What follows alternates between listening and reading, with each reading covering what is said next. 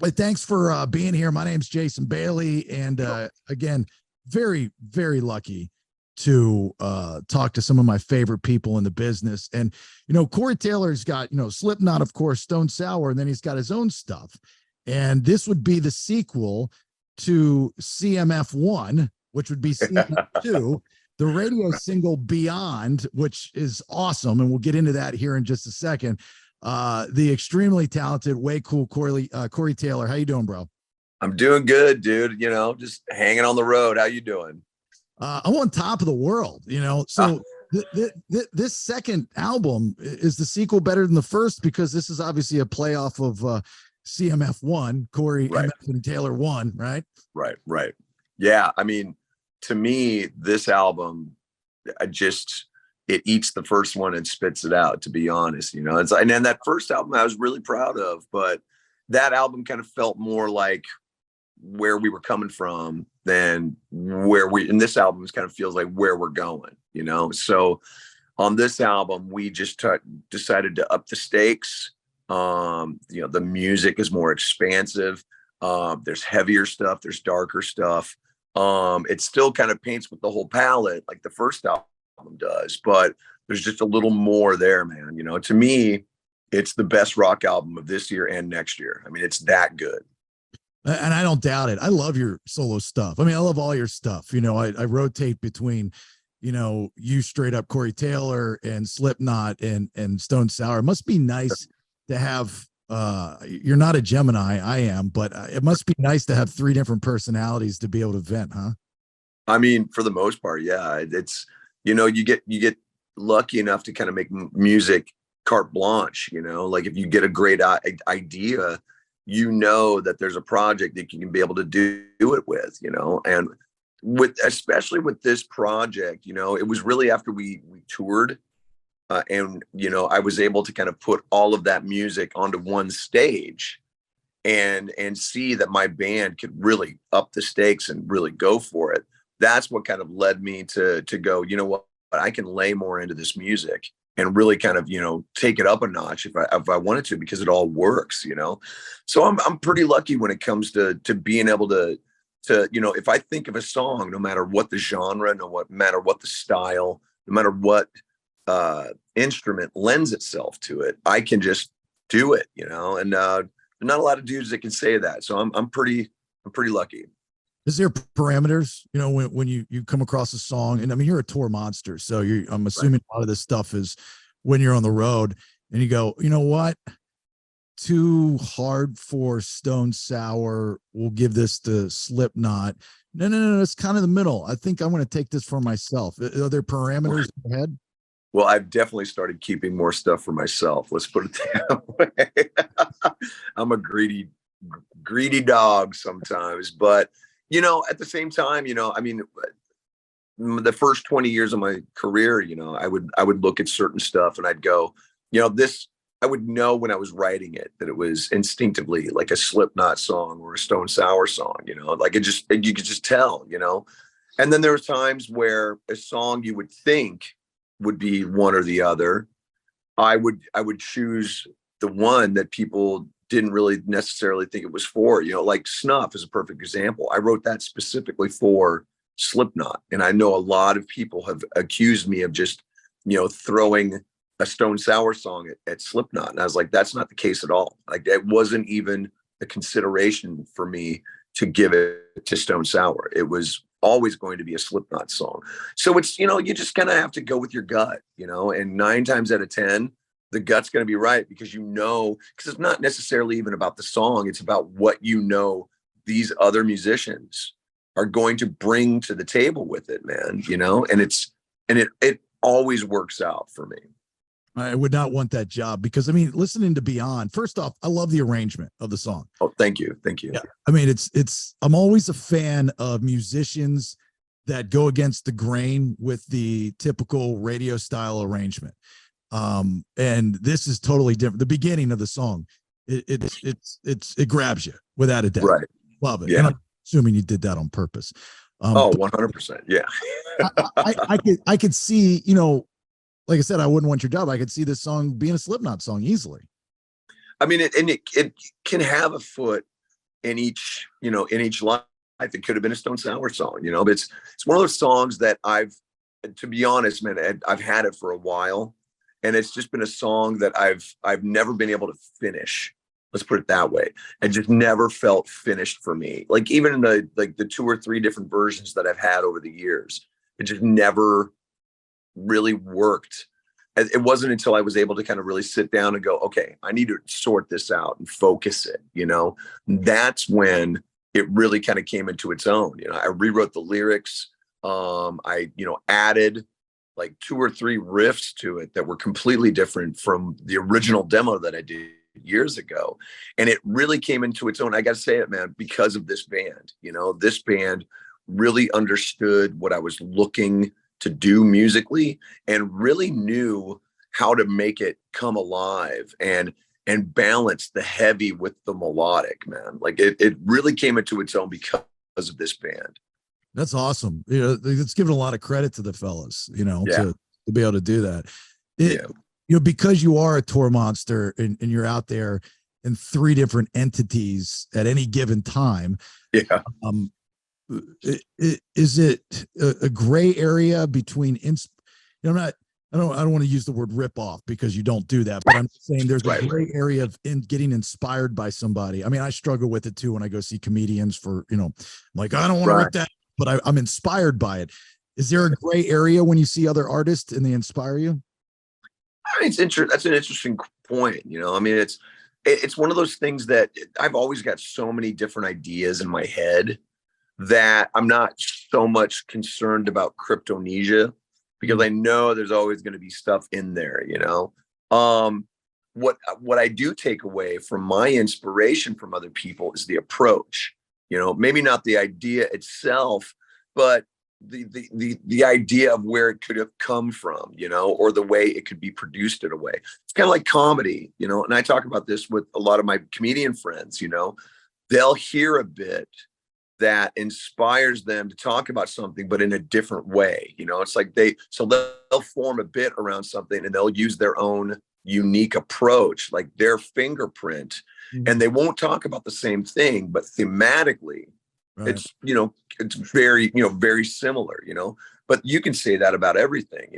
There are so many different songs that are about girlfriends, but one didn't rip off the other, so you just kind of have to come at it from, that standpoint of, okay, you know what, if I am inspired by anything at any given moment, I'm going to run it through my filter and it's going to become mine and it won't sound anything like that. Please tell me Craig Gass has not inspired anything in any 3 of your bands. Well, I mean, he's inspired Gas, definitely. I mean, it's not a moment he doesn't come around that I don't cut one. So, have you shot a video yet for Beyond? And if so, is it going to be better than Samantha's Gone? Oh, dude. Well, I tell you what. I mean, the Samantha's Gone video was a lot of fun, but we actually just shot the video about a week ago for Beyond. And another one, actually, we got a twofer out of this thing because there was so much good footage and so much craziness going on that we were like, you know what, we could get a whole other bag out of this thing. So, we just wrapped, the arrangement and the cut like really yesterday. So, it's done and it'll be out. It'll be ready to go by the time, the single drops. Who's in charge of all that? You can't do it all. You got to have somebody else that's. I wrote it. I wrote the treatment. I put everything, I put everything together. I basically co-directed it with this guy Dale. I'm gonna butcher his last name and I apologize. I think it's Regatini. He's been around for a long time. And he's really good. We captured some really, really good stuff, man. And it's all on the page. It's really good. If anyone listening follows Corey on social media, obviously very active on social media, a lot of great pics with you and the wife. I'm going to go out on a limb and say that she has some type of creative input in what goes on in your life.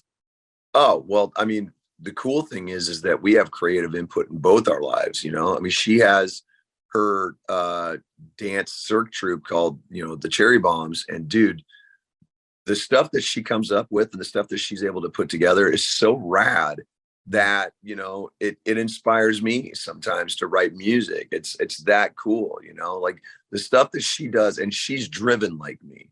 Like she gets something in her head and she wants to learn something. I've never seen somebody learn so many different new like things in my life. Like at this point in my life, you'd think I'd be done, but now she's inspired me to start learning other stuff and doing other stuff. She's amazing, man. Like it's pretty cool. So like creatively and artistically, man, we inspire each other and we just try to bring the best out of each other, which is something you want in somebody that you love. Didn't she want to do radio at one time? I think she did do radio at one point, man. She did it. She did radio, I believe, when she was cheerleading with the Atlanta Falcons. Yeah, she interned. Yeah. She interned at one of my old radio stations before. Right. Yeah. I was trying to put it together, and I was like, all right, let me just test the waters here just to make sure that I'm correct. But yeah, that's I'd hear stories because anytime that I'd had you on prior or talked about you, just being a fan. Like, yeah, did you know his wife used to intern here? I was like, no, I didn't. Right. Yeah, I mean, trust me, man. Like she started as an intern. She probably could have run that place. Let's put it that way. That's how good she is. But let me tell you, my friend, the best decision was not to stay in that place. Well, that's what I've heard. So how are the knees? A couple years ago, you had knee surgery, both knees, right? Yeah. I got them scoped, getting cleaned up. I found evidence of a torn, MCL that had healed. So they're a little, they're tender. After a show like last night, I mean, we went pretty hard in Johnston, Pennsylvania. I woke up today and I was having a hard time getting out of the bunk. Let's put it that way. But, you stretch, you take some Advil, you do what you got to do to get out there and just give it 100%. Am I going to run around like I'm 30? Well, in my head, I'm going to, but unfortunately, by the time I get up, I'm going to be like, I am not 65 years old. Why the hell is it taking me this long to get up off the floor? But you look, you and I both big wrestling fans. Right. There's something in that back of Corey Taylor's brain that's going, I could have a spot on Monday Night Raw. Oh no, that ship has sailed. That ship, you can't even see that ship on the horizon anymore. That's how gone the days of me taking bumps like that. No, thank you. Like, and that's fine. I'll come in for cheap pops all day, but yeah, if I was going to do something, the closest I got to doing something was with Baron Corbin. Right. And, I got to smack the crap out of him at a house show, actually at Aftershock, the festival. Yeah. And we both laughed so hard after that we were just loving life. We were just like, did you see what we got to do? It was so cool. Yeah. But that was about it. That was about the limit of my participation in said match. Is Baron as good of a cook as he pretends to be? I haven't had his cooking yet, man. He keeps threatening to have me over, but we're always at like the opposite sides of the country and whatnot. So yeah, I'll let you know. I'll report back once I get some of that in me. And you'll be, you brought up Aftershock. You'll be at Aftershock this October. Yes, I will. You're on the Saturday night stage with Pantera, Korn 311, Fever 333, and more. All the bands. It's great. Now, here's the thing. You go out on stage because you're going with your band, Corey Taylor and your band, but right. You've got bands like Pantera, which is really cool that they're doing their thing again, and Korn. Does it like you go, okay, I got a little Slipknot in me. So I gotta get this up going, because they're heavy bands, right? Right. Yeah, I mean, I'm not worried about it. I'm not saying worried about it. I'm just saying inside you get that energy because, Oh, yeah. Oh, dude, no. I mean, trust me. I mean, the great thing about those shows is that, I'm friends with all those guys. Right. So not only are we using that as a way to kind of reconnect and hang out and say hi and high five and whatever, but at the same time, we're looking at that lineup going, okay, because I guarantee you they're looking at me going, okay, Taylor's going to be on this now. We got to up our game. We got to go for it. Yeah. And that's what's great about inspiring each other, is like knowing that, it's just like, okay, I'm gonna pump up. We're gonna go for it as hard as we can. And, especially with a set like the CMFT set, literally I can play anything, and so I can put together a wholly different set and make sure that it fits right in with all of those bands, and it's kind of cool. My band can play anything on this planet. And when I send them a set list, they go, done, let's do this. It's going to be rad, and they're just as excited as I am. So, just being in that lineup, especially at this point in my career, with a third act, basically, a third band, really, it's something I'm very proud of, man. The only band, I'm assuming, and correct me if I'm wrong, please, Corey, that you would not want to follow is Vended, right? Just from the standpoint of, I don't have the energy to follow them anymore, man. It's crazy. Talking about Corey's son's band. Oh, Griff. Yeah. They kill it, man. They're so good. I look at them now and I just go, man, I remember having that much energy, but I don't miss it. You're like, I remember when I filled the tank up, but I'm good at half right now. Oh yeah, we're fine. We're fine. Even if I'm at 3/4, it's a gift, It's so cool, for us Gen Xers who grew up fans, and still are fans of bands like yours and like the Papa Roaches and these guys, and then now see you guys as dads and your kids right. following in your footsteps, whether you wanted them to do it or not. But the support, it's kind of like a different rock world, because us growing up with the 80s bands, they never talked to their kids. Right. And now the rock stars like yourself, Corey, are supportive of your kids, and they're doing the same thing as dad's doing, and you're there right by their side. It doesn't get any better than that. It's a great feeling, dude. One of my favorite things to do is watch Griff be himself, and I'm kind of like that with all of my friends, but it's just a little sweeter with Griff, because I remember, I know his journey to get there, there was a point in his life where he didn't want anything to do with music, and he got there himself. I didn't push him at all. Like, I was very hands off about it. I was like, okay, you find what you want to do in life, and once you find it, I will 100% support you.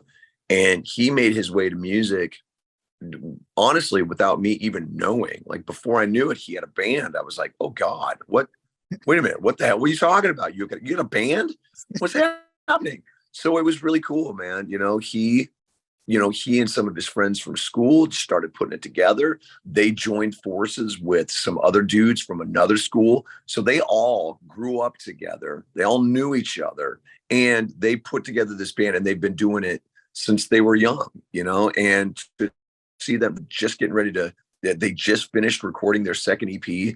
And they did it at Jonathan Davis's studio in Bakersfield, which is rad, and they are and it sounds amazing. So I'm really stoked for them, man. Like, I'm really proud of him, and getting to watch him do it and seeing him do it at the level that he does it is it's inspiring to me as well.